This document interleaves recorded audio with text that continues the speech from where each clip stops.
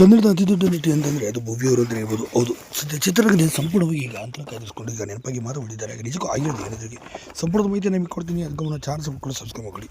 ಕನ್ನಡ ಸಿನಿಮಾರಂಗದಲ್ಲಿ ತಮ್ಮದೇ ಆದ ರೀತಿಯಲ್ಲಿ ಛಾಪನ್ನು ಮೂಡಿಸಿ ನಟಿ ಭವ್ಯ ಅವರು ದೊಡ್ಡ ಮಟ್ಟಿಗೆ ಹೆಸರು ಕೂಡ ಮಾಡಿದಂಥ ಅತಿ ದೊಡ್ಡ ಕಲಾವಿದೆ ಅಂತ ಕೂಡ ಹೇಳ್ಬೋದು.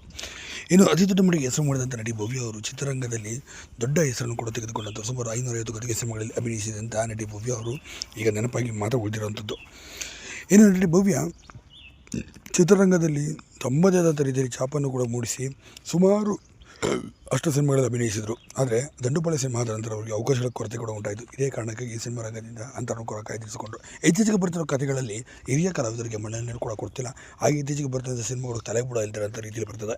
ಈಗ ಸದ್ಯ ನಟಿ ಭವ್ಯ ಅವರು ಸ್ವಂತ ಉದ್ಯಮವನ್ನು ಮಾಡಿಕೊಂಡು ಈಗ ಜೀವನದಲ್ಲಿ ಸಂತೋಷವಾಗಿದ್ದಾರೆ. ಇದೇ ಕಾರಣಕ್ಕಾಗಿ ನಟಿ ಭವ್ಯ ಅವರು ಚಿತ್ರರಂಗದಿಂದ ಈಗ ಅಂತರ ಕಾಯ್ದಿರಿಸಿಕೊಂಡು ದೂರ ಉಳಿದಿದ್ದಾರೆ ಅಂತಲೇ ಹೇಳಲಾಗ್ತದೆ. ಹೌದು, ಹೀಗಾಗಿ ನಟಿ ಭವ್ಯ ಅವರು ಇಂದು ನೆನಪಾಗಿ ಮಾತ್ರ ಉಳಿದಿದ್ದಾರೆ. ಆದರೆ ಚಿತ್ರರಂಗದಲ್ಲಿ ಇವರು ಮಾಡಿರುವಂಥ ಸಿನಿಮಾಗಳು ಇಂದಿಗೂ ಕೂಡ ಅಜರಾಮರ ಅಂತ ಹೇಳ್ಬೋದು. ಹಾಗೆ 90ರ ದಶಕದ ಮಕ್ಕಳು ಪ್ರತಿಯೊಬ್ಬರು ಸಹ ನಟಿ ಭವ್ಯ ಅವ್ರನ್ನ ಇವತ್ತು ಕೂಡ ಹೇಳ್ತಾರೆ. ಶಂಕರ್ ನಾಗ್ ಅವ್ರ ಜೊತೆ ಅಭಿನಯಿಸಿದ SP ಸಾಂಗ್ನ ಅತಿ ದೊಡ್ಡ ಮಟ್ಟಿಗೆ ಹೆಸರು ಕೂಡ ತಂದು